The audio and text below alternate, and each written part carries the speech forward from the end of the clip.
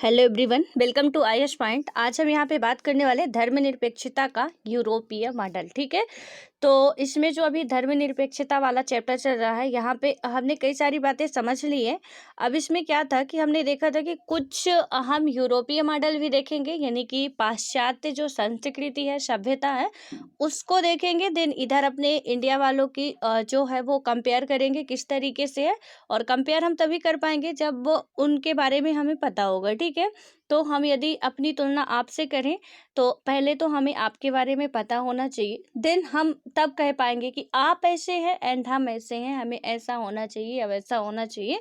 तो पहले हमें आपके बारे में जानकारी लेनी होगी। उसी तरीके से है कि पहले हमें पाश्चात्य जो मॉडल है, यूरोपीय मॉडल है, उसे समझना पड़ेगा पहले, देन हम अपने इधर अपनी संस्कृति में देखेंगे। ठीक है, तो इसमें से बताया क्या क्या क्या है। अभी आप लोगों के लिए स्टार्टिंग में ही मैं यहाँ पे आपको एक होमवर्क दे रही हूँ। म्यांमार का बहुत बड़ा इशू चल रहा है। हम लोगों ने अपनी पॉलिटी में ये पढ़ चुके हैं कि लोकतंत्र जब आता है उससे पहले कैसे कैसे तख्ता पलट होता है।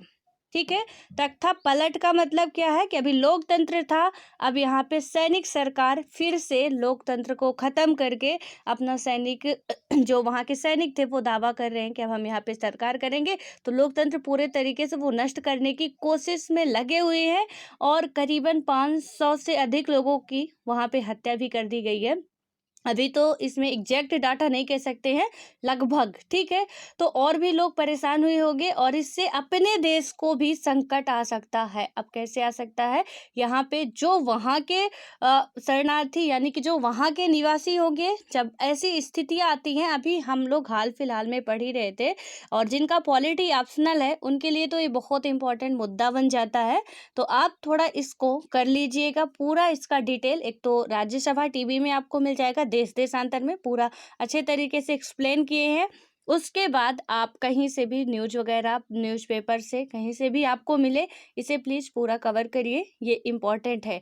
और सबसे बड़ी बात हमारे लिए इम्पॉर्टेंट क्या है कि म्यांमार में तख्ता पलट हो रहा है, उससे मतलब नहीं है, लेकिन उसका इफेक्ट हमारे देश में क्या पड़ रहा है। वहाँ के लोग यहाँ पे आएंगे तो यहाँ पे जो शरणार्थी हैं, जो यहाँ पे रिफ्यूजी हैं, उनकी संख्या ज़्यादा होगी, तो ऑब्वियस है कि प्रॉब्लम्स क्रिएट होनी है।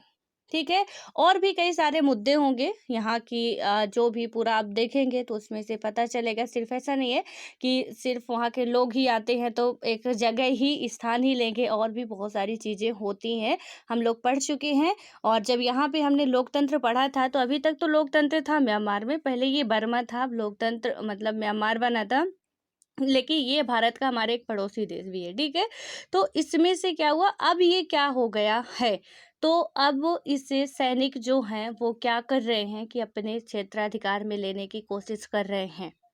तो इसको आपको प्लीज मैं रिक्वेस्ट करके कह रही हूँ कि जिनका पॉलिटी ऑप्शनल है उनके लिए तो बेहद इम्पोर्टेंट है, और जिनका नहीं है उनके लिए भी इम्पोर्टेंट है। ठीक है, ये ताजी ताजी खबर है, आपको पूरा पता चलेगा तख्ता पलट कैसे होता है। एंड यहाँ पे थोड़ा सा आप इस पे भी आप पढ़ेंगे तो पूरा समझ में आएगा कि जो इंटरनेशनल कुछ ऑर्गेनाइजेशन होते हैं, या क्षेत्रीय कुछ हमारे संगठन होते हैं, जैसे सार्क हो गया, क्वाड हो गया, या और भी जितने भी होते हैं कि मतलब जो जिसमें ये हमारा यूएन हो गया, यानी कि जिसमें म्यांमार मेंबर हो, ऐसा नहीं कि जिसमें म्यांमार मेंबर ही ना हो, और उसे आप लें। तो क्योंकि कुछ देश ऐसे हैं जहाँ पे वो मतलब कुछ संगठन है जहाँ पे म्यांमार को मेंबरशिप नहीं मिली हुई है, लेकिन जिनमें मिली हुई है उनका क्या रोल होगा, क्योंकि अब वहाँ तो बहुत ज़्यादा परेशानी, बिना देखे सोचे समझे सैनिक जो है वो नरसंहार पे उतर आए हैं। तो इसलिए आप लोग पढ़िएगा पहले, देन उसके बाद आप मुझे बताइएगा। समझ में आ गया तो ठीक है, कोई बताने की ज़रूरत नहीं है, नहीं आया तो मैं आपको अच्छे तरीके से समझा दूंगी। ठीक है, उसकी पूरी घटना, लेकिन पढ़ना आपके लिए वो ज़रूरी है। उसके बाद अब हम यहाँ पे आते हैं अपना यूरोपीय मॉडल पे जो है। इसमें क्या हुआ था कि सभी धर्मनिरपेक्ष राज्यों में से मतलब राज्यों में एक चीज़ सामान्य है, वे ना तो धर्मांतरिक यानी कि धर्मतांत्रिक है, और ना ही किसी खास धर्म की स्थापना ही करते हैं।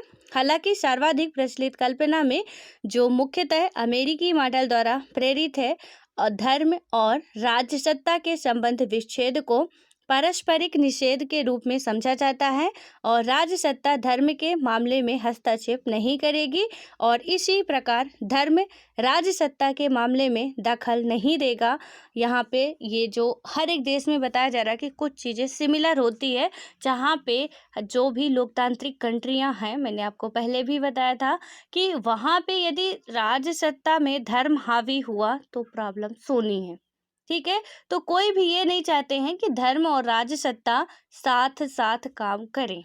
वो अपना काम करें, ये अपना काम करें। ना तो धर्म में राज्य सत्ता हावी हो, यदि धर्म में राज्य सत्ता हावी हो गई तो भी प्रॉब्लम्स होनी है और बहुत बड़ी प्रॉब्लम्स होनी है। थोड़ी बहुत प्रॉब्लम्स नहीं होनी है, किसी एक आदमी को इसमें नुकसान नहीं होने वाला, पूरी कंट्री को इसमें नुकसान होने वाला है। ठीक है, और एक देश को ही नहीं, इससे कई देश भी प्रभावित हो सकते हैं। एक देश में प्रॉब्लम्स आती है तो मतलब दूसरे देश का भी कहीं ना कहीं उससे प्रभाव पड़ता है। अभी म्यांमार में जो घटना चल रही है उसका कहीं ना कहीं हमारे देश में और भी म्यांमार के पड़ोसी देशियों में भी थोड़ा सा और भी एक आप इसमें ऐड कर लीजिएगा कि जो उसके पड़ोसी देश वगैरह है, पूरी थोड़ी उसकी घटना आप याद रखिएगा। ठीक है, कितना एक्सपोर्ट इंपोर्ट कहाँ से म्यांमार का सबसे ज़्यादा होता है, जैसे सिंगापुर है, थाईलैंड है, तो इनसे आप ध्यान रखिएगा कि क्या कैसे है। तो यहाँ पे सिर्फ म्यांमार में जो हो रहा है तो ये ऐसा नहीं कि सिर्फ उसी में हो रहा, पड़ोसियों को भी प्रॉब्लम्स अच्छी खासी होने वाली है। ठीक है, तो इसमें से क्या बताया गया है कि यहाँ पे यदि हमारे देश में या किसी भी देश में राज्य सत्ता पे धर्म या धर्म पे राज्य सत्ता हावी हुआ तो प्रॉब्लम्स होनी है। ठीक है, तो अब प्रॉब्लम का मतलब आप समझ चुके हैं कि छोटी वाली नहीं होनी, बहुत बड़ी वाली होनी है। उसके बाद क्या होता है कि दोनों के अपने अलग अलग क्षेत्र हैं। देन क्या होता है यहाँ पे कि अलग अलग सीमाएं हैं, दोनों के क्षेत्र भी अलग अलग हैं, अलग अलग सीमाएं भी हैं। राज्य सत्ता की कोई नीति पूर्णतः धार्मिक तर्क के आधार पर निर्मित नहीं हो सकती है। राज्य सत्ता की कोई भी नीति पूर्णतः धर्म के आधार पर निर्मित नहीं हो सकती। कोई धार्मिक वर्गीकरण किसी सार्वजनिक नीति की बुनियाद नहीं बन सकता। अगर ऐसा हुआ तो राज्य सत्ता के मामले में धर्म की अवैध घुसपैठ मानी जाएगी। यानी कि अगर ऐसा होता है तो जैसे अभी सैनिक ने किया है, ठीक है, जैसे अभी यहाँ पे सैनिक सत्ता में आने की कोशिश कर रहे हैं, सैनिक शासन चलाना चाह रहे हैं, वैसे ही यदि पुरोहित लोग आके यहाँ पे क्या करें, सैनिक के स्थान पे पुरोहित आके अपना वर्चस्व बनाने की कोशिश करते हैं, सत्ता को उलट पलट करते हैं, तो ये एक यहाँ पे आप इसका भी एग्जाम्पल ले सकते हैं कि यहाँ पे भी कहीं ना कहीं फिर समस्या हमारी देखने को मिलेगी। ठीक है, तो अभी तो सैनिक सरकार हम कह देंगे, लेकिन जब पुरोहित लोग आएंगे तो धर्मतांत्रिक कहेंगे, लोकतांत्रिक तो वो हटा देंगे, क्योंकि फिर उनका अलग से अपना सब कुछ एजेंडा होगा, जो ही पहले से चल रहा है उससे तो वो मानने वाले नहीं हैं। और म्यांमार में सबसे बड़ी जो बात है कि सैनिक का जो शक्ति है ना बहुत ज़्यादा है, इस टाइम पे बहुत ज़्यादा बढ़ गई है। और जब आदमी के पास चीज़ें ज़्यादा होती है ना, उसका ईगो बहुत जल्दी आता है। और शायद उनके पास भी यही है कि शासन से भी बढ़ के उनके पास पावर मिल चुके हैं, उनके संविधान में भी उनके लिए प्रावधान है कि ऐसा ऐसा है, और उसी का वो लोग गलत फ़ायदा उठा रहे हैं, उसी का वो लोग फ़ायदा गलत उठा रहे हैं। ठीक है, फ़ायदा उठाना ठीक है, लेकिन आप गलत उसका इस्तेमाल कर रहे हो, ये वहाँ पे कुछ सिचुएशन ऐसी चल रही हैं।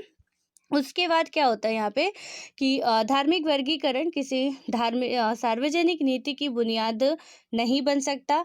अगर ऐसा हुआ तो राज्य सत्ता के मामले में धर्म की अवैध घुसपैठ मानी जाएगी। यानी कि राज्य सत्ता में धर्म की अवैध घुसपैठ मानी जाएगी। ठीक है, उसके बाद क्या होता है कि उसी प्रकार राज्य किसी धार्मिक संस्था को मदद नहीं देगा। यानी कि राज्य भी, अभी मैंने बताया ना कि राज्य सत्ता पे धर्म हावी हुआ या धर्म पे राज्य सत्ता हावी हुई, दोनों में ही समस्याएं हमारी बहुत बड़ी है।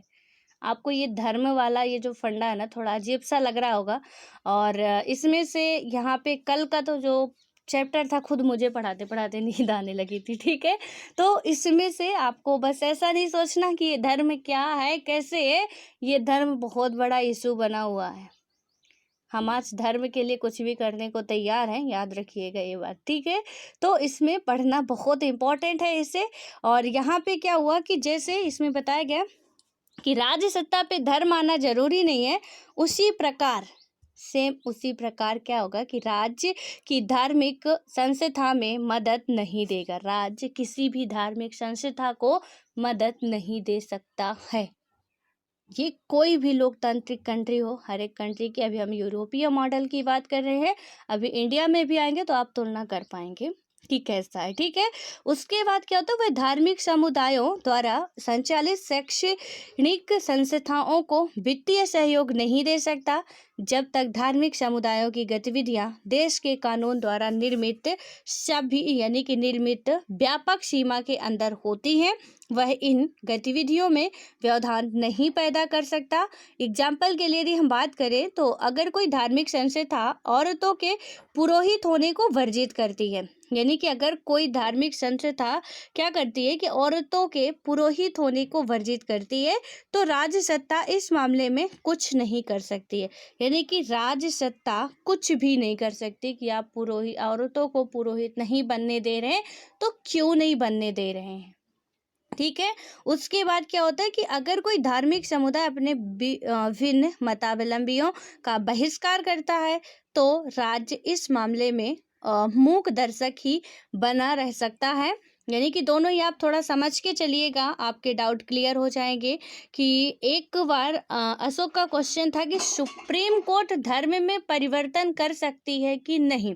आज आपका जवाब बहुत क्लियरली, हालांकि मैंने दिया था, लेकिन आज और भी क्लियर तरीके से आपको इसका जवाब पता चल जाएगा। थोड़ा ध्यान से समझिएगा, इसी के अंदर आपका क्वेश्चन का जो आंसर है वो छिपा हुआ है कि यहाँ पे राज हमारी, अभी सुप्रीम कोर्ट में हम बात नहीं कर रहे हैं, सुप्रीम कोर्ट पे अभी बात नहीं कर रहे हैं। हालांकि आप लोग बने रहिए, अभी जब हम लक्ष्मीकांत पढ़ेंगे तो वहाँ पे, या अभी 11th क्लास का जो सेकंड पार्ट है और 12th क्लास का जितनी भी फर्स्ट और सेकंड पार्ट है उनमें जब हम पढ़ेंगे तो पूरा एकदम से डिटेल से आप समझेंगे कि हमारे राज्य की कितनी पावर है, सुप्रीम कोर्ट की कितनी पावर है, कौन किससे बड़ा है, वो हम देखेंगे।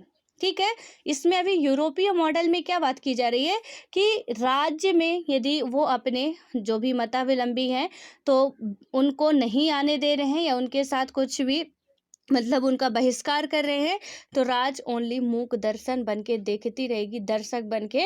मूक दर्शक का मतलब कि बिना कुछ बोले चाले बस आप देख रहे हो कि गलत हो रहा है, आप ये देख रहे हो सामने बैठ के कि किसी दूसरे के द्वारा यहाँ पे गलत हो रहा है, लेकिन आपके पास कोई पावर नहीं है कि आप उस गलत को रोकने के लिए कुछ भी कर सको या बोल सको। बस एक ही आपके पास चारा है, या तो आप उसे देखते रहो चुपचाप बैठ के, या तो नहीं देखा जा रहा तो वहां से उठ के चले जाओ। यानी कि उसे देखो ही मत, आप आंखों में पट्टी बांध लो, या तो बस चुपचाप देखते रहो, बोलने का हक नहीं है आप पे। ऐसे ही इसमें है कि यदि धर्म में कुछ भी हो रहा तो कोई बोल नहीं सकता, राज्य सत्ता बिल्कुल अधिकार नहीं है। उसके बाद क्या होता है कि अगर कोई खास धर्म अपने कुछ सदस्यों को मंदिर के गर्भगृह में जाने से रोकता है तो राज्य के पास मामले को यथावत बने रहने देने के सिवा कोई विकल्प नहीं होता है। राज्य के पास उसे जैसा भी है वो जैसा बना रहे हैं, उसके अलावा यहाँ पे उनके पास कोई और विकल्प नहीं होता है। इस विचार से धर्म एक निजी मामला है, वह राज्य सत्ता की नीति या कानून का विषय नहीं हो सकता। यानी पूरा पढ़ने के बाद आपको समझ में आया कि धर्म एक निजी मामला है। ठीक है, यहाँ पे धर्म एक हमारा क्या है, निजी मामला है, जहाँ पे किसी का हस्तक्षेप हमें बर्दाश्त नहीं है और ना तो किसी को इतनी पावर है कि वो हम पे आके रौब जमाए या हमारे धर्म के लिए वो हमें ही सिखा के जाए या हमें ही वो उसे ना मानने के लिए कहे। किसी के पास ऐसा नहीं है, ये यूरोपीय मॉडल कहता है। ये ध्यान रखिएगा कि यूरोपीय मॉडल की अभी हम बात कर रहे हैं। ठीक है, हो सकता है भारतीय मॉडल कुछ और कहता हो। तो इसमें हमने देखा कि यूरोपीय मॉडल में सीधे बात की गई धर्मनिरपेक्षता में कि राज्य का दूर दूर तक राजसत्ता का धर्म में हाथ नहीं होता है, वो चाहे तो भी ना चाहे तो भी। ये बात हमें क्लियर हो गई, ठीक है।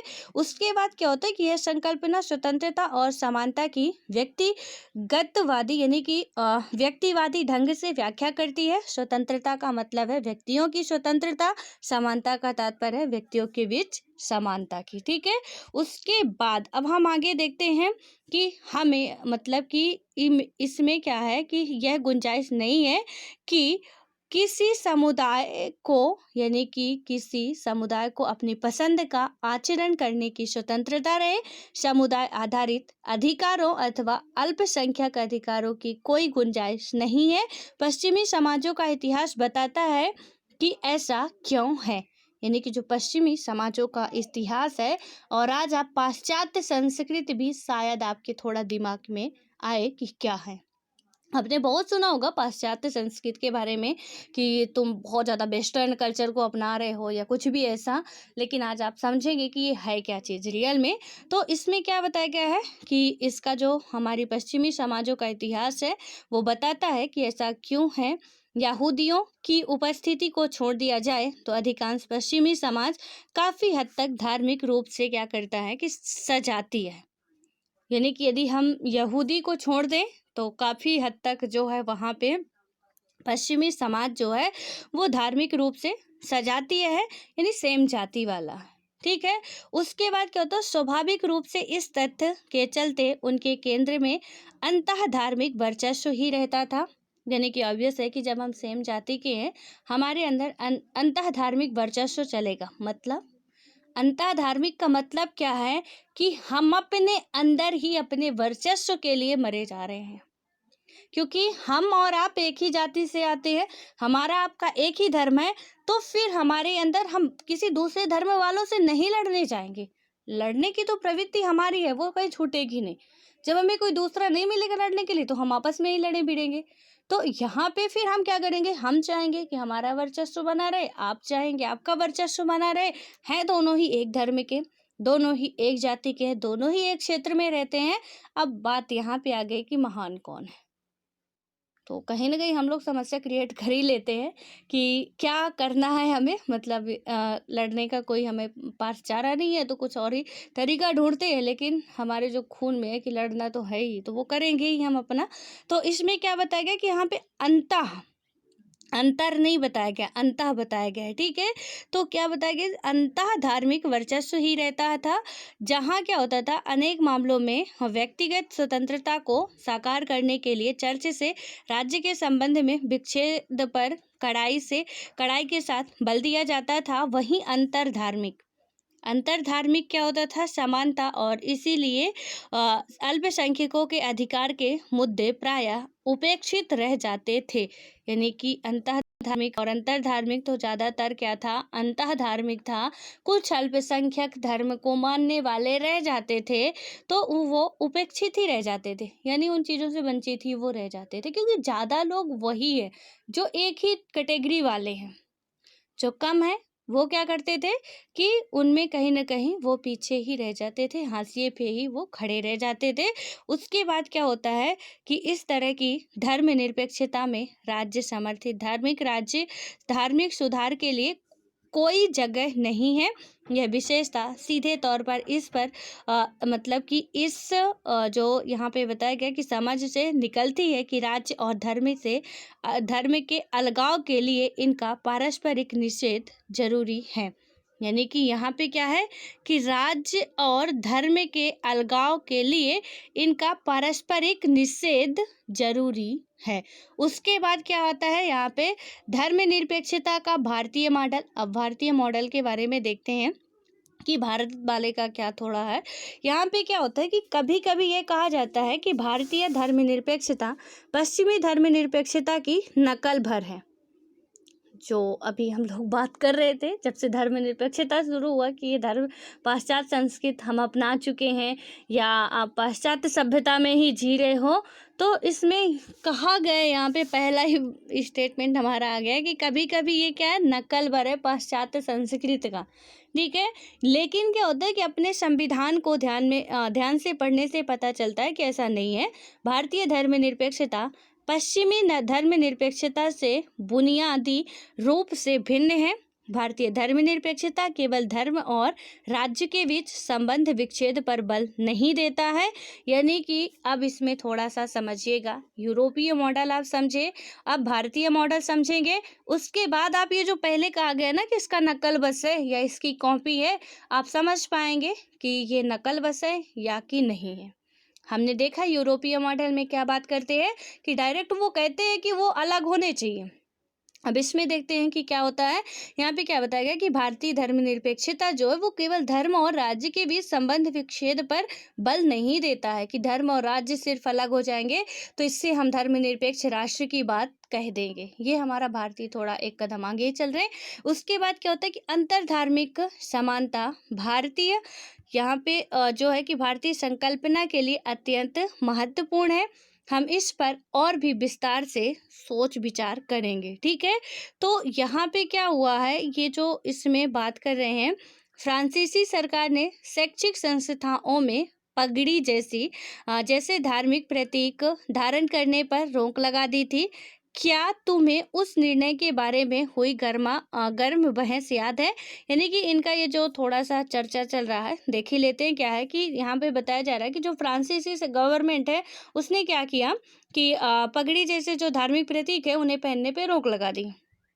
अब यहाँ पे क्या होगा कि यदि वो रोक लगा देते हैं तो इसमें क्या होगा कि काफ़ी ज़्यादा बहस छिड़ जाती है, क्योंकि हम सिखों को कहेंगे आप पगड़ी निकाल के चलो, तो ये तो उनके धर्म के खिलाफ हो गया, क्योंकि वो मानते हैं कि सिखों में जो उनके 5 का है चूड़ा कंघी कड़ा जो भी है, ठीक है, तो उनमें से वो उनका अपना ही धर्म है, अपना मानना है, अपनी सोच है, अपनी विचार है, और हम उनकी ऐसे कहेंगे आपको ऐसा नहीं करना है तो कहीं ना कहीं ये बहुत गलत हो जाएगा। आपको सिख कहीं भी दिखेंगे तो पगड़ी पहने ही रहते हैं, वो अपनी मर्जी से ना पहने तो अलग बात है, लेकिन आपको चाहे वो आईपीएस हो, चाहे आईएफएस हो, चाहे वो किसी भी पोस्ट में हो, आर्मी में हो, कहीं पे भी हो, यदि जो उसकी ड्रेस की हैट होती है उसे ना लगा के वो अपनी पगड़ी पहनना चाहते हैं तो किसी भी गवर्नमेंट की हिम्मत नहीं है कि उनकी पगड़ी को ना पहनने से वो मना कर दे या पगड़ी पहनने की वजह से उन्हें नौकरी से निकाल दे।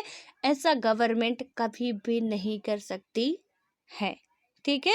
ये आप ध्यान रखिएगा। कभी कभी आपको आर्मी मेंबर भी सिख देखने को मिल जाते होंगे तो वो भी पगड़ी पहने रहते हैं। कभी कभी यहाँ पे चाहे वो टीचर हो, कोई भी हो, वो अपनी पगड़ी नहीं उतारते हैं, तो ये उनका धर्म है, उनकी मान्यता है कि पगड़ी पहनने से जो भी उनका होता होगा तो वो उनकी मान्यता, उनको उनकी मान्यताओं को कोई दबा नहीं सकता, कोई बंद नहीं करा सकता कि आप ऐसा मत करो। और यहाँ पे यही बताया गया है कि उन्होंने क्या कर दिया, उन्हें रोक लगा देते हैं, तो इसमें से काफ़ी बहस छिड़ जाती है। तो इसने क्या कहा कि हाँ, मुझे याद है कि यह आश्चर्यजनक है कि फ्रांस और भारत दोनों ही धर्मनिरपेक्ष राज्य हैं। फ्रांस भी एक धर्मनिरपेक्ष राज्य है, भारत भी है, ठीक है, लेकिन भारत में सार्वजनिक संस्थाओं में इस तरह के धार्मिक प्रतीक धारण करने या दिखाने पर कोई रोक टोक नहीं है, कोई भी रोक टोक नहीं है, ठीक है, भारत में। लेकिन फ्रांस गवर्नमेंट ने ऐसा कर दिया। उसके बाद क्या होता है, ऐसा इसलिए है कि धर्मनिरपेक्षता के विचार को जिस तरह से भारत में देखा गया है वह फ्रांस के तरीके से भिन्न है। यानी किसने क्या कहा कि ऐसा इसलिए है कि जैसे भारत को धर्मनिरपेक्षता, मतलब जैसे हम फ्रांस को देखते हैं वो भारत से बहुत अलग है, और हमारा इंडिया बहुत अलग है। हम कहते हैं इंडिया उधार का थैला है, मतलब जो इंडिया का संविधान है उधार का एक थैला है, तो हमने लिया, कोई ऐसी बात नहीं है कि लेना कहीं से गलत बात है, लेकिन हमने ए टू जेड नहीं ले लिया है, उसमें हमने फेरबदल करके लिया है। अब ठीक है, साइकिल आ रही है तो अब साइकिल आ रही है तो यार हम साइकिल आप भी लोगे हम भी लेंगे। अब कहीं नहीं हम बड़े महान है, साइकिल उसने ले लिया तो हमें तो लेना नहीं है, अब हम कुछ और ही लेंगे।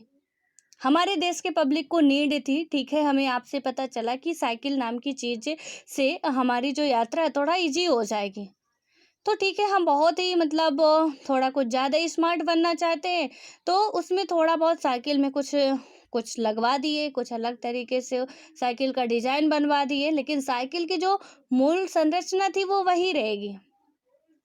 तो इसमें से अब हम ये नहीं कह सकते कि हमने उनसे लिया तो हम उधार के मतलब बस भिखारी ही है, ऐसा नहीं। हमने उनका देख के, हमने उसमें से देख के सुधार किया और ले लिया, सिंपल सा, क्योंकि हमारे पब्लिक को फंडामेंटल राइट की नीड थी, हमारे पब्लिक को नीति निर्देशक तत्वों की नीड थी, तो हमने आयरलैंड से ये लिया, लेकिन हम उनमें सुधार करके लिए हैं। ए टू जेड उतार लिए ऐसा नहीं कह सकते हैं, ठीक है। तो पूरा कॉन्स्टिट्यूशन अभी पढ़ेंगे, सब कुछ समझेंगे, बिल्कुल धैर्य बनाए रखिएगा।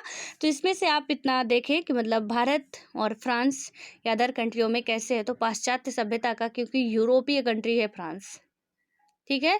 तो आप देखेंगे कि फ्रांस जो है यूरोप की ही एक कंट्री है, तो दोनों ही धर्मनिरपेक्ष है, लेकिन दोनों में ही अंतर है। फ्रांस का भी कुछ टाइम पहले भी मुद्दा चल रहा था धर्म को लेकर, तो यदि आप लोग पढ़े होंगे तो अच्छी बात है, नहीं पढ़े तो टेंशन नहीं लेना, खोजने भी नहीं जाना आप, ठीक है।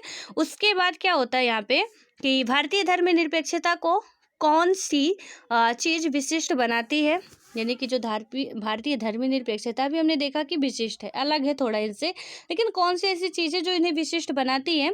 यहाँ पे क्या हुआ कि सर्वप्रथम तो यह गहरी धार्मिक विविधता के संदर्भ में उचित हुआ था कि विविधता पश्चिमी आधुनिक विचारों और राष्ट्रवाद के आगमन से पहले की खोज है। और उसके बाद क्या हुआ कि भारत में पहले से ही अंतर्धार्मिक सहिष्णुता की संस्कृति मौजूद थी, अंतर्धार्मिक की नहीं थी कि अल्पसंख्यक वालों को आप साइड में छोड़ दो, अंतर्धार्मिक सबको समान अधिकार वाली बात यहाँ पे थी और पहले से मौजूद थी, यानी कि प्राचीन काल से ही ये मौजूद थी।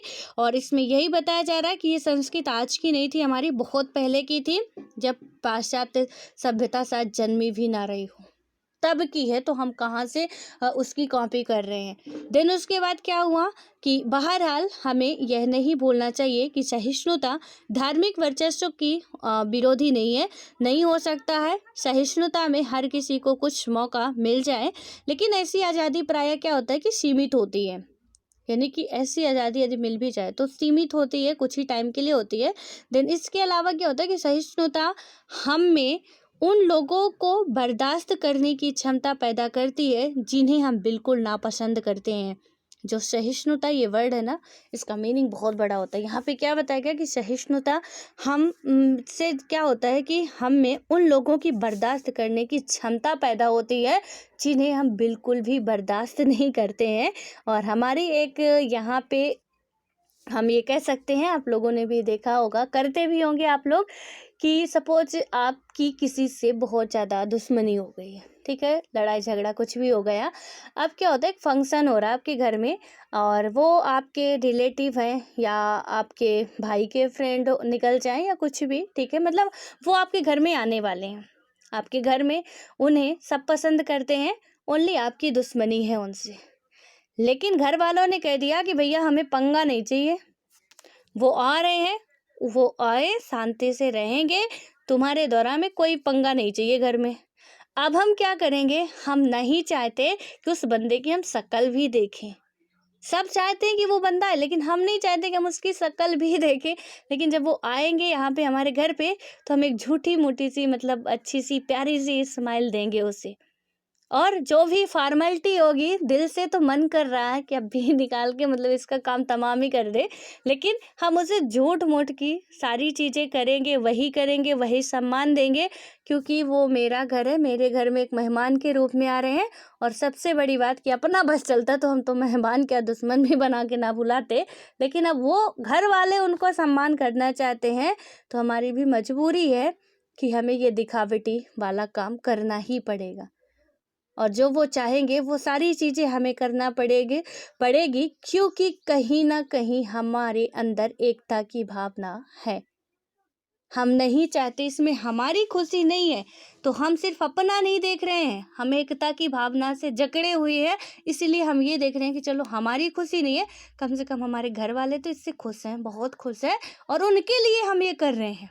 और आप उससे कहेंगे भी, यदि वो आपसे कुछ बोलता भी है, मूवियों में आपने बहुत बार ऐसा देखा होगा कि चुपके से जाके वहाँ पे कहते हैं कि मेरा तो बस चलता तो यहीं पे दबा देता, बस अब घर वालों की खुशी है तो चुपचाप खड़े रहो, और जो भी वो स्वागत वगैरह कर रहे हैं तो करते हैं। इसीलिए यहाँ पे कुछ ऐसी सिचुएशन आ जाती है। यहाँ पे बताया गया कि आज का नहीं, पहलों से ही हम विविधता वाले थे, कोई ये नई बात नहीं है। और सहिष्णुता हमारे अंदर ये भाव पैदा करती है कि हम जिसे नहीं भी पसंद करते हैं उससे भी हम क्या करते हैं, खुश रहने की या उसे बर्दाश्त करने की हम कोशिश करते हैं। बिल्कुल, अब बर्दाश्त ही तो कर रहे हैं, आपके घर में आ गया वो बंदा, अब आपको हर जगह पे उसके हाथ पैर धुलने पड़ रहे हैं, तो आप उसे बर्दाश्त ही कर रहे हो। कोई अब इसमें ये नहीं कि आप कुछ और काम कर रहे हो, क्योंकि आपका कोई ओपिनियन उस टाइम पे लेना तो बस वही डेंजर वाला निकलने वाला कि मेरा बस चले तो उसको तो पता नहीं कहाँ ठिकाने लगा दूँ। लेकिन अब क्या करूँ, घर वालों की मर्जी है और उनके लिए मैं ऐसा कर रहा हूँ। तो कहीं न कहीं हमारे अंदर तो ये सीधे साफ झलक रहा है कि एकता की भावना है, सहिष्णुता है हमारे अंदर, तभी तो हम उसे झेल पा रहे हैं, ठीक है? उसके अंदर क्या होता है, ये यूरोपीयों में नहीं होता ऐसा, कि हमारी संस्कृति में ऐसा होता है। वहाँ तो जो नहीं पसंद है तो नहीं पसंद है, पसंद है तो पसंद है। उसके बाद ऐसा कुछ नहीं होता है और यह उस समाज के लिए तो भारी गुण है जो किसी बड़े गृह युद्ध से उभर रहा हो, मगर शांति के समय में नहीं, जब लोग समान मान मर्यादा के लिए संघर्ष कर रहे हों। अब यहाँ पे कि उस समाज के लिए यह अच्छा है, लेकिन जो गृह युद्ध से अभी अभी हाल फिलहाल में उभर रहा हो, लेकिन जो यहाँ पे शांति के समय में नहीं, जब क्या हो कि समान मान मर्यादा के लिए संघर्ष कर रहे हो। जब हम समानता की बात करेंगे तो फिर वही हमारा तो आ ही जाएगा कि हमें समान, मतलब कहीं ना कहीं आप हमारा शोषण कर रहे हो भाई, जबरदस्ती काम से उससे हाथ पैर धुलवा रहे हो उसके, तो ये तो गलत बात है ना। तो फिर दोनों ही सिचुएशन सोच सकती है, हम उसे बर्दाश्त कर रहे हैं कि साल पे कर रहे हैं, मैटर ये भी करता है। उसके बाद क्या आता है कि पश्चिमी आधुनिकता के आगमन ने भारतीय चिंतन में अब तक अपेक्षित यानी कि उपेक्षित और हाशिए पर रही समानता की अवधारणा को सतह पर ला दिया है। उसने इस धारणा को धारदार बनाया और हमें समुदाय के अंदर समानता पर बल देने की ओर अग्रसर किया। उसने हमारे समाज में मौजूद श्रेणीबद्धता को हटाने के लिए अंतर सामुदायिक समानता के विचार को भी उद्घाटित किया। और उसके बाद क्या होता है कि इस तरह भारतीय समाज में पहले से मौजूद धार्मिक विविधता और पश्चिम से आए विचारों के बीच अंतःक्रिया शुरू हुई, जिसके फलस्वरूप भारतीय धर्मनिरपेक्षता ने विशिष्ट रूप ग्रहण किया। भारतीय धर्मनिरपेक्षता ने अंतः धार्मिक और अंतर धार्मिक वर्चस्व पर एक साथ ध्यान केंद्रित किया। इसने हिंदुओं के अंदर दलितों और महिलाओं के उत्पीड़न, और यहाँ पे बताया गया है कि भारतीय मुसलमानों अथवा ईसाइयों के अंदर महिलाओं के प्रति भेदभाव तथा बहुसंख्यक समुदाय द्वारा अल्पसंख्यक धार्मिक समुदायों के अधिकारों पर उत्पन्न किए जा सकने वाले खतरों का समान रूप से विरोध किया। इस प्रकार यह मुख्य धारा की पश्चिमी धर्मनिरपेक्षता से इनकी पहली महत्वपूर्ण भिन्नता है। यानी कि हमने थोड़ा सा उनका लिया, हम बिल्कुल नकारते नहीं कि हमने लिया नहीं, हमने उनका लिया, लेकिन अपना भी लिया। उन्होंने सिर्फ अंतः वर्चस्व को दिया, अंतः धर्म के वर्चस्व को मान्यता दी, अल्पसंख्यक गए तेल लेने, उनसे कोई मतलब नहीं था। लेकिन हमने क्या किया, हमने हर एक तबके को नज़र में रखा, हर एक तबके को। हमारे इंडिया जो है, इंडिया की गवर्नमेंट ने या इंडिया में जो भी नियम कानून बनाने वाले थे, उन्होंने हर एक धर्मनिरपेक्ष कह देना एक अलग बात होती है, उसे किस तरीके से, अभी हमने देखा ना कि फ्रांस भी धर्मनिरपेक्ष कह रहा, लेकिन वो खुद भी थोपने जा रहा कि आप ऐसा नहीं करोगे, आप पगड़ी नहीं पहनोगे, आप ये नहीं पहनोगे, वो नहीं पहनोगे, ऐसा नहीं करोगे, वैसा नहीं करोगे। हम नहीं कहते ऐसा, तो हम तो कहीं उनसे तो भिन्न हुए ना, कि यहाँ पे पहली भिन्नता हमें देखने को मिल गई कि चाहे वो महिलाओं पे हो, अल्पसंख्यकों पे हो, तो बहुसंख्यकों के द्वारा अल्पसंख्यकों को दबाया नहीं जाएगा या महिलाओं को यहाँ पे दबाया नहीं जाएगा, सबके लिए इन्होंने एक समान बात की। ये पहली भी भिन्नता हमें दिख गई यूरोपीय, कि हम कॉपी नहीं किए हैं।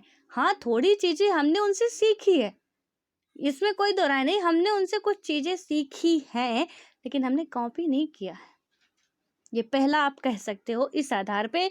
उसके बाद क्या होता है यहाँ पे कि इसी से जुड़ी है दूसरी भिन्नता, यह है कि भारतीय धर्मनिरपेक्षता का संबंध व्यक्तियों की धार्मिक आज़ादी से नहीं, अल्पसंख्यक समुदायों की धार्मिक आज़ादी से भी है। और इसके अंतर्गत हर आदमी को अपनी पसंद का धर्म मानने का अधिकार है। उसी प्रकार धार्मिक अल्पसंख्यकों को भी अपनी खुद की संस्कृत और शैक्षिक संस्थाएं कायम रखने का अधिकार है।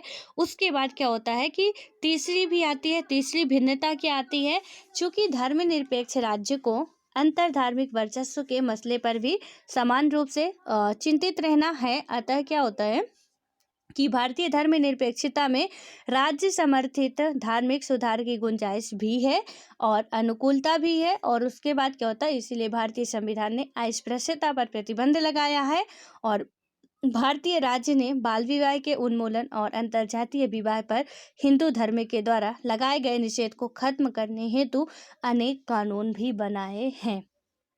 तो भारतीय धर्म यानी कि भारत में क्या किया गया है कि धर्मनिरपेक्ष में अब आपको समझ में आ रहा है कि राज्य सत्ता यहाँ पे सिर्फ क्या कर सकती है और क्या नहीं कर सकती है। इनका कनेक्शन तो होना, खैर वो तो अलग बात होती है कि आपके निजी मामला है, आप कनेक्शन रखना चाहें तो सही है, नहीं रखना चाहें तो सही है। लेकिन राज्य सत्ता यहाँ पे जब विवाद की स्थिति उत्पन्न होगी उस टाइम पे वो कुछ छड़ंगा लगा सकती है, उसमें नियम कानून बनाए जा सकते हैं। जैसे बाल विवाह था, ये इनकी मान्यता थी, लेकिन जब समझ में आया कि बाल विवाह करना बच्चों के लिए सही नहीं है, उस टाइम पे उससे आगे आगे बोलना पड़ा, करना पड़ा ये चीज़ें। अभी आप बताएंगे कि बाल विवाह जो प्रथा है, सबसे पहले इसके खिलाफ आवाज़ किसने उठाई थी, इसे बंद करने की कोशिश किसने की थी।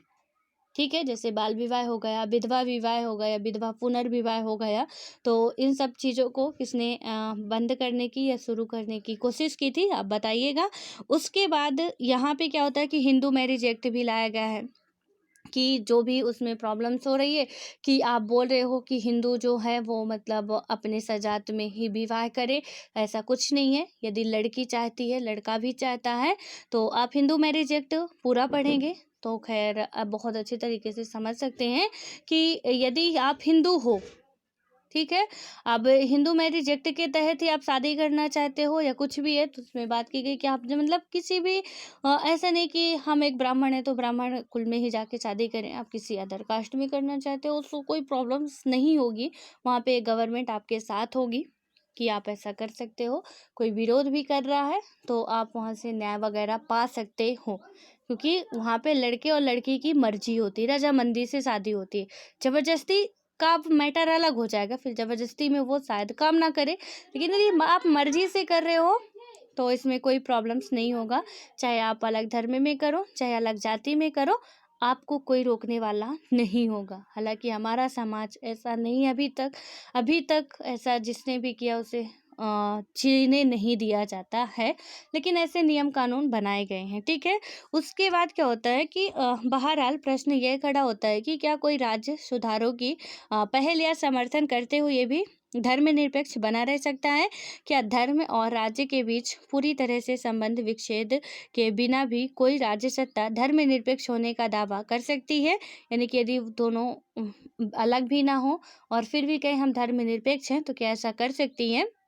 यहाँ पे क्या है कि भारतीय राज्य का धर्मनिरपेक्ष चरित्र वस्तुतः इसी वजह से बरकरार है कि वह ना तो धर्मतांत्रिक है और ना ही वह किसी धर्म को राजधर्म मानता है। इसके परे उसने क्या किया है कि धार्मिक मान्यता हासिल करने के लिए अत्यंत परिष्कृत नीति अपनाई है और इसी नीति के चलते वह अमेरिकी शैली में धर्म से विलग भी हो सकता है या जरूरत पड़ने पर उसके साथ संबंध भी बना सकता है।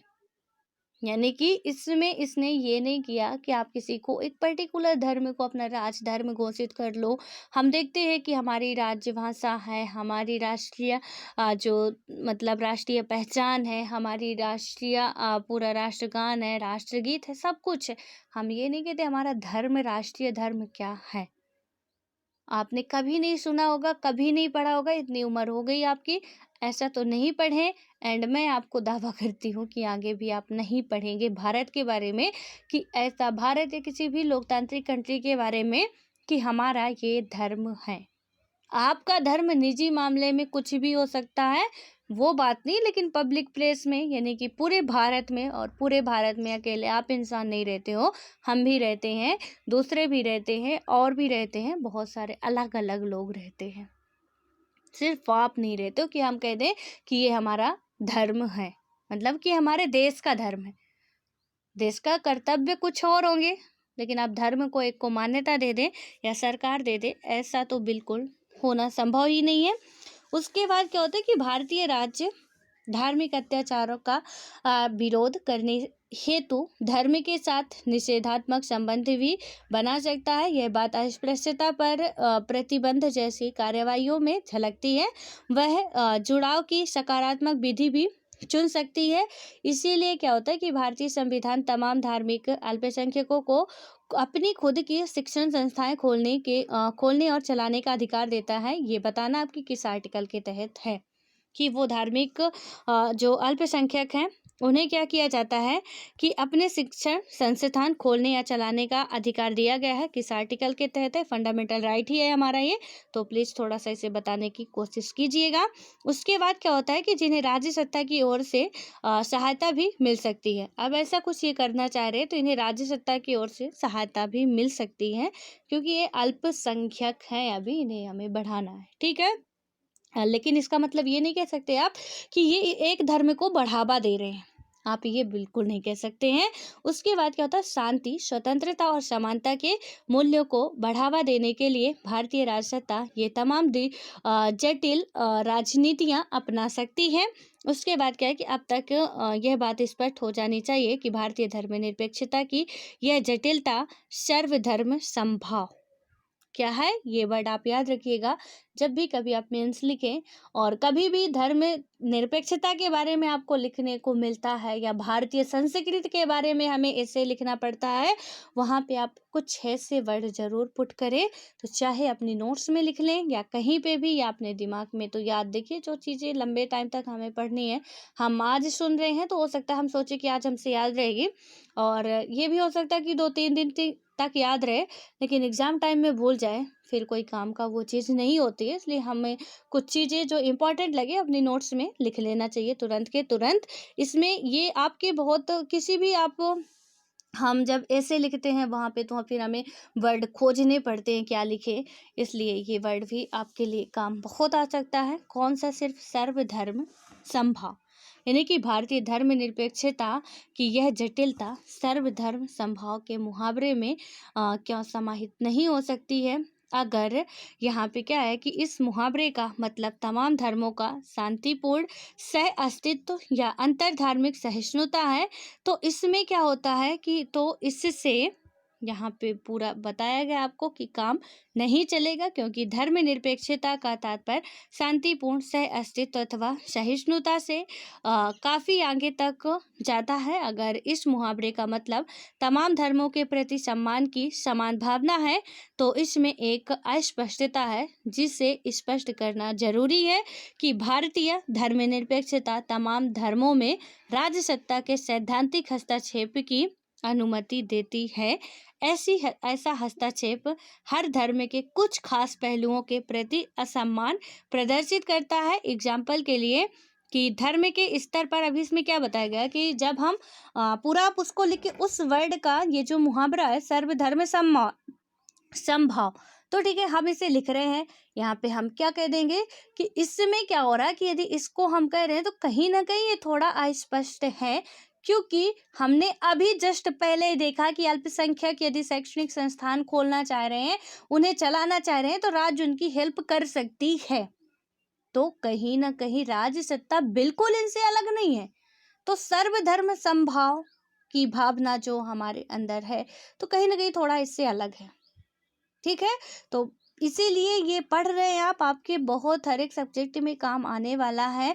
आपका जो राइटिंग स्किल है, जो आपका आंसर पुट करने की स्किल है, वो थोड़ी डेवलप होगी यहाँ से। बस ध्यान से आपको एक एक चीज़ें पढ़नी है, तभी आप समझ पाएंगे। ठीक है, तो इसमें क्या हुआ कि उदाहरण के लिए यदि हम बात करते हैं कि धर्म के स्तर पर मान्य जातिगत विभाजन भारतीय धर्मनिरपेक्षता के अंतर्गत स्वीकार नहीं हो सकता, और धर्मनिरपेक्ष राज्य के लिए जरूरी नहीं कि धर्म के हर पहलू को एक जैसा सम्मान प्रदान करें, यानी कि एक जैसे सम्मान प्रदान करें, और यह संगठित धर्मों के कुछ पहलुओं के प्रति एक जैसा सम्मान दर्शाने की अनुमति भी देता है। तो इसमें से ये बताया गया आपको कि पूरा जो भी इसकी प्रोसेस है कि उन्हें ये सामान प्रदान करने की ज़रूरी नहीं है। यार देखिए एक हिंदू धर्म बहुत ऑलरेडी उनका वर्चस्व बना हुआ है, जो अल्पसंख्यक है तो उन्हें कहीं न कहीं दबाया जा रहा है या उन्हें परेशान किया जा रहा है, तो यदि उसमें थोड़ा हम हेल्प कर सकते हैं तो इसमें प्रॉब्लम्स नहीं होगी। तो एग्ज़ैक्टली अब आई होप कि आप ये समझ पा रहे होंगे कि किस तरीके से वो कहाँ पे हस्तक्षेप कर सकते हैं, कितना कर सकते हैं, कितना नहीं कर सकते।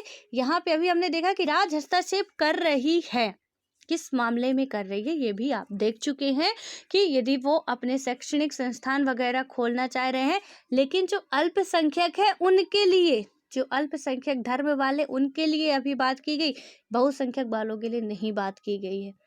तो आप ये समझेंगे कि राज कहाँ पे हस्तक्षेप करेगा और किस हद तक कर सकता है, लेकिन राज अभी भी ये हस्तक्षेप नहीं करेगा आपका धर्म परिवर्तन कराने में।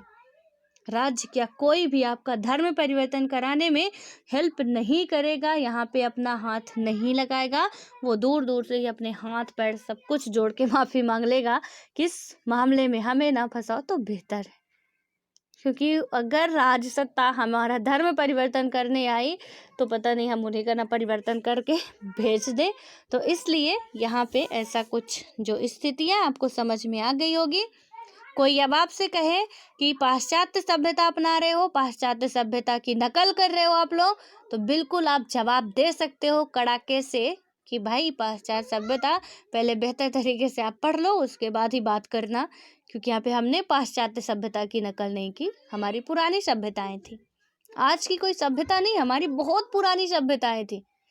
यहाँ पे हम आज ऐसा नहीं बने हैं, तो उससे पूरी बातें हमारी क्या होंगी, क्लियर होंगी एंड हम सामने वाले को भी बता सकते हैं। हालांकि सामने वालों से बहस करने से अच्छा है जब आपको ना कोई दिखे कि एक मूर्ख इंसान आपसे बहस करने वाला है, वो अपने आप को मूर्ख इंसान इन द सेंस कि वो अपने आप को बहुत ही बुद्धिमान मानता हो, तो मेरा सजेशन यही होगा कि थोड़ा उनसे किसी तरीके से कट कुट के निकल लेना है कि हम एग्ज़ाम पास करना, बहुत इन लोगों के चक्कर में नहीं पड़ना है कि फिर चंदू के छांदी में छह तो छवैया पता नहीं क्या क्या होता है, तो उस तरीके का काम नहीं करना है।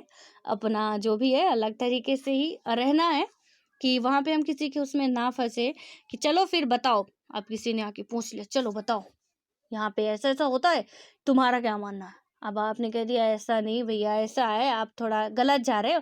अरे तुम क्या जानते हो, मतलब क्या यूपीएससी की तैयारी कर रहे हो, छोड़ ही दो, तुम लोग तो जानते ही नहीं हो कुछ भी। तो वैसे लोग मिल जाएंगे तो फालतू में डिमोटिवेट करेंगे। तो जब भी आपको लगे कि वो थोड़ा आपसे ज़्यादा बुद्धिमान है, होशियार है, तो साइड कट से भैया माफ़ करना हमसे नहीं आता जाता कुछ भी और निकल लेना ही उचित होता है। वहाँ पे फिर बहसबाजी करना ना सही नहीं होता, वरना आप फंस जाओगे उधर पे। अब थोड़ा सा संविधान संशोधन में बात कर लेते हैं क्योंकि टाइम काफ़ी हो गया है। अभी कुछ दो चार बातें और आपको बतानी है। यहाँ पे पहले मैं इसको थोड़ा सा एक दो कर लेती हूँ फिर बताती हूँ। हमने 23वें संविधान संशोधन तक बात कर ली थी, आपने यदि लिखा होगा तो सही है, नहीं लिखे तो भी कोई बात नहीं है। यहाँ पे हमारा आता है 24वां संविधान संशोधन, ठीक है। 23वां संविधान संशोधन कब हुआ था, 1969 में हुआ था और इसमें विधान पालिकाओं की बात की गई थी आरक्षण के लिए, जो अनुसूचित जाति है, जनजाति है या फिर एग्लो इंडियन है, तो उनके आरक्षण की बात की गई थी। हमने एक और भी बताया था आपको कि जो 8वां संविधान संशोधन 1959 है, काफ़ी सिमिलरिटी है 1959 और 69 में, दोनों का याद रखिएगा। तो इसमें केंद्र और राज्य में लोकसभा या विधानसभा में बात की गई थी, इनके आरक्षण के लिए 10 वर्ष बढ़ाया गया था। और 1969 में जो 23वां हुआ, इनमें जो हमारी विधान पालिका है उनमें आरक्षण बढ़ाया गया था, ठीक है। उसके बाद आता 24वां संविधान संशोधन 1971। यहाँ पे क्या होता है कि इससे संशोधन के अंतर्गत संसद की इस शक्ति को स्पष्ट किया गया कि वह संविधान के किसी भी भाग को, और जिसमें क्या होगा कि जिसमें भाग 3 के अंतर्गत आने वाले मूल अधिकार भी हैं, संशोधित कर सकती है। साथ ही यह भी निर्धारित किया गया कि संशोधन संबंधी विधेयक जब दोनों सदनों से पारित होकर राष्ट्रपति के समक्ष जाएगा तो इस पर राष्ट्रपति द्वारा सहमति दिया जाना बाध्यकारी होगा। यानी कि सुप्रीम कोर्ट संविधान में कोई भी ऐसा चीज़ नहीं जहाँ पे संशोधन नहीं कर सकती, सुप्रीम कोर्ट को इतनी पावर दे गई। इनफैक्ट यहाँ तक कि आपके जो फंडामेंटल राइट है उसमें भी कह दिया गया कि सुप्रीम कोर्ट संशोधन कर सकती है। तो अब यहाँ पे क्या हुआ, और उसके बाद जो वो राष्ट्रपति के पास जाएगा तो राष्ट्रपति इसमें उससे बाध्य कर दिया गया कि आपको सिग्नेचर करने ही होंगे। ये हमारा 24वां संविधान संशोधन कहता है या एंड ये आपका बहुत इंपॉर्टेंट है, इसे आप याद रखिएगा। चाहिए आप तो चाह रहे हो यदि लिखना है तो आप लिख लीजिए कि इसमें क्या बात की गई थी कि संसद की इस शक्ति को स्पष्ट किया गया कि वह संविधान में किसी भी भाग को संशोधित कर सकती है। सॉरी, यहाँ पे मैंने सुप्रीम कोर्ट बोला, संसद होगा तो संसद होगा, आप इसे सुधार लीजिएगा, गलती के लिए माफ़ी चाहती हूँ। तो इसमें क्या होगा कि जो संसद है वो संविधान में किसी भी चीज़ में संशोधन कर सकती है। हालांकि सुप्रीम कोर्ट अभी इसे विखंडित करेगा। अभी हम कुछ संविधान संशोधन देखेंगे जहाँ की सुप्रीम कोर्ट ये कहेगा कि ऐसा सही नहीं है।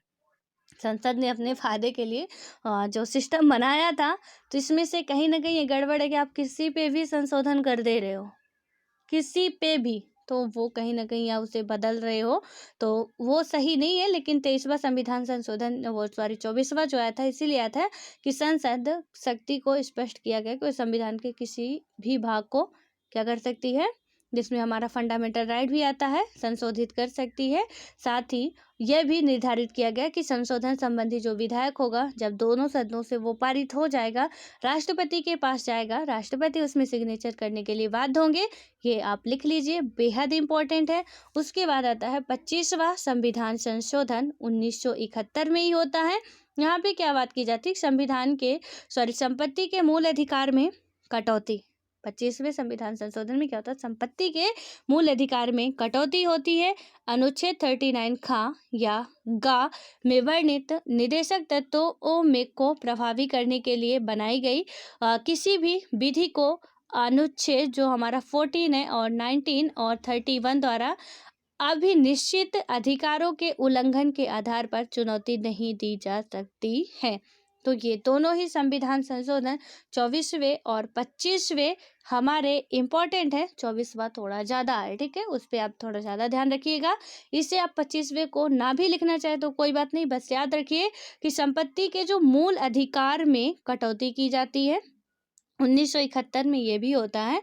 अनुच्छेद जो हमारा 39 है, ठीक है, 39 का जो खा है गा है तो इनमें वर्णित निदेशक तत्वों को प्रभावी करने के लिए बनाई गई किसी भी विधि को आर्टिकल 14, 19 या 31 द्वारा अभिनिश्चित अधिकारों के उल्लंघन के आधार पर चुनौती नहीं दी जा सकती है। जो 39 में खा और गा में जो नीति निर्देशक तत्व का आर्टिकल है 39 खा और गा, आर्टिकल में देखिएगा 39 खा और गा में क्या है, ठीक है। तो जो उसमें बात की जा रही है तो वहाँ पे फिर यहाँ पे इससे लेकर न्यायालय में चुनौती नहीं दे सकते कि हमारे क्या है जो आपकी आर्टिकल 14 में बात की गई है, 19 में बात की गई है, 31 में, तो इस आर्टिकल के आधार पर आप कहाँ सुप्रीम कोर्ट नहीं जा सकते हो या इनके अधिकारों का उल्लंघन नहीं माना जा सकता, कटौती नहीं मानी जा सकती। ये 25वें संविधान संशोधन 1971 में बात की गई है। अब आता है 26वां संविधान संशोधन, उसको हम लोग नेक्स्ट डे कंप्लीट करेंगे। तो दो दो करके कर रहे हैं एंड आई होप कि आपको याद भी हो रहे होंगे, और नहीं हो रहे हैं तो क्या करिए कि आप एक दो बार पढ़िए या सुनिए या कहीं से भी आपके पास लो सेट वगैरह होगी या कोई बुक ही है तो वहाँ से आप पढ़ के उसे कंप्लीट करिए ताकि वो याद रहे आपको। हर एक पूरा हमारे 365 आर्टिकल इंपॉर्टेंट नहीं होते हैं, जितने संविधान संशोधन हुए 104 हुए वो भी इम्पॉर्टेंट नहीं है, सबके सब जितने इम्पोर्टेंट है उतने ही करेंगे। हालांकि बताऊंगी सब करना, आपको कुछ ही चीज़ें याद रखना है, बाकी सब छोड़ ही देना है, ठीक है। और हाँ, एक बात मैं थोड़ा सा और कहना चाहूँगी कि आप लोग प्लीज़ मतलब क्या करिए, पढ़ाई पे थोड़ा ज़्यादा फोकस करिए, इधर उधर की बातें छोड़कर। ये दुनियादारी और यहाँ पे जो अशोक ने क्वेश्चन पूछा था उस दिन, शायद मैंने बोला तो बुरा लगा हो, उसके लिए सॉरी यार, लेकिन ऐसा कुछ मेरा मकसद नहीं था।